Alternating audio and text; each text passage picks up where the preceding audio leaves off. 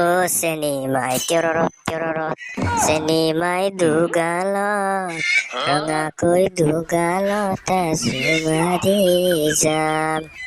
বাহ কয়া লাগা বঢ়িয়া গান মাৰছ ঐ তই। সিদিনা কিন্তু ষ্টেজত মাথা ঘূৰাই পৰলি, সেইটো বেলেগ কথা বাৰু। মাক চকলা এতিয়াতো সেইটো কথাকে কৈ ইনচাল্ট কৰি থাকবি না ভাল। সিদিনা প্ৰথম ষ্টেজত উঠিছো অলপতো নাৰ্ভাছ হমেই ভাই। বাদ দিয়ে তোৰ নাৰ্ভাছ হোৱাটো ভাল। পয়া লাগা আহিলে বাদ দিয়ে, গুটি গোটেই আজি দেখো তাত দেখা দেখিয়া নাই। ঐ মাৰে চলি ৰ এটা ফোন লগত কি হলে গুটি ক'ত মৰি আছা তই, খবৰ নাই দেখোন আজি, দেখা দেখিয়া নাই তোৰ। হা জেঠ্ৰেল লিকিৰা আছি নলবাৰী পাই পাঠিয়াতো আহিছে নেকি দেই। এই আৰু আমি দুটা যাই আছো ৰ মই এই কথাল তাৰ বোলে আজি জেঠিয়াকো লিকিৰা আহিছে নলবাৰীৰ পে, সেইকাৰণেহে বেটাৰ আজি দেখা দেখি নাই। আমাৰ দুটাক তাৰ ঘৰত মাতছি আজি যাওঁ যাওঁ পিছে পয়া লাগা আমিও লগ কৰি আহো একবাৰ। এই কথাল এইটো হেন পাইছে নলবাৰীৰ পে অহা পাঠিয়াতো। কিজনীয়ে পয়া লাগা যৌ মাত যাও তাক। তই মাক চকলাই পাঠিয়া কি চিন্তা কৰি বহি আছা হা। তই গুটি এজন নলবাৰীৰ পে অহা জেঠিয়াকৰ চলি নেকি নে। পিছে গুটি মন নহয় ক'ত মৰবা গেল। হয় ময়ে গুটিৰ জেঠিয়াকৰ আপা। গুটি অলপমান বজাৰত গেছি বজাৰ আনবা। কি কথা হয় মাক চকলাই বজাৰত গেছি বজাৰ আনবা, বজাৰ আনবা নাযায় মাল আনবা গেছি। হয় ঠিকে কৈছে আপুনি। আহক ককাইদেউ বহি লওক, সি আহি পাবই আৰু বেছি দেৰি নহয়।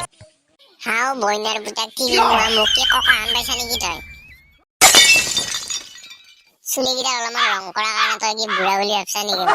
ইয়াৰ চুলিত কালাৰ কৰছো মই 11,500 টকা খৰচ কৰি পাৰ্লাৰত। আৰে মই আপোনাক কেতিয়া বুঢ়া বুলি ক'লো।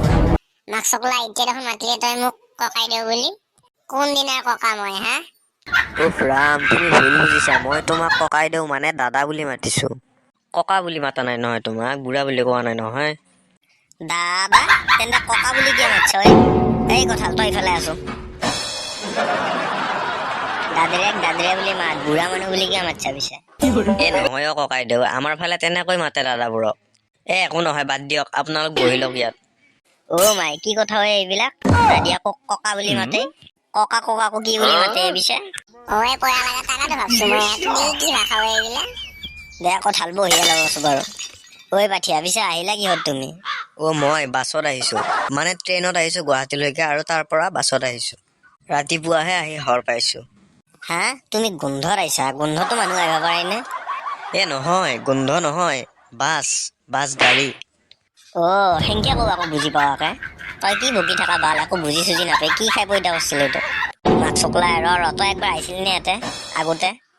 তই যে তেতিয়া গৰম পানী মাৰা পয়া লাগা কুকুৰটোহান হৈ আহিছিলি, সেই পয়া লাগা মালটোৱে নে তই। ময়ো তাকে কবাই হচ্ছে গুটিয়াতো বায়েকৰ বিয়াত যে ইয়াৰ হাপেনৰ ভিতৰত যে আমি হাৱাই বাম ভৰাই দিছিলো। আকৌ মই যে মুতি ফেলাই যে তোক আকৌ ভাল কৰিছিলো, তই যে জাপ মাৰি উঠছিলি। মোৰ বাৰু ভালকে মনত নাই। তই যে তেতিয়া চেল্লাই থাপৰা কুকুৰ আনিছিলি। চেল্লাই থাপৰা কুকুৰ এইটো কি শব্দ আকৌ বুজাই দিবনে। মাক চকলা তোক কি ডিক্সনাৰী আনি বুজাব লাগব নেকি নে ভাল, একো বুজি নাপাতই ভাল। আপুনি মোক কুকুৰ বনাই দিলে। এই তিনি মুৱা শাখে উদাহৰণটোৱে দিছোৱেই, তোক কুকুৰ বুলি কোৱা নাই নহয়। পয়া লাগাতো মনত আছে নে, মই যে ইয়াক হাপা কাই মাছত দিছিলো, দেউতাই যে মুতি দিছিল। কথা লিখাও দুখ লাগে মোৰ ইয়াক লাগি। বাৰু দাদা চেল্লাই থাপৰা কুকুৰ মানে বাৰু বুজি পালো, কিন্তু এতিয়া যে ক'লে হাপা কাই মাছৰ মাৰা বোলে, হাপা কাই মাছৰ মানে কি আকৌ। বইনাৰ বুটাক মাক চকলাই তোক কি প্ৰেক্টিকেল কৰি দেখাব লাগব নেকি নে ভাল। সেই কথা দেখাই দিওঁ নেকি ইয়াক প্ৰেক্টিকেল কৰি, ইয়াত তেতিয়াহে ই বুজি পাব।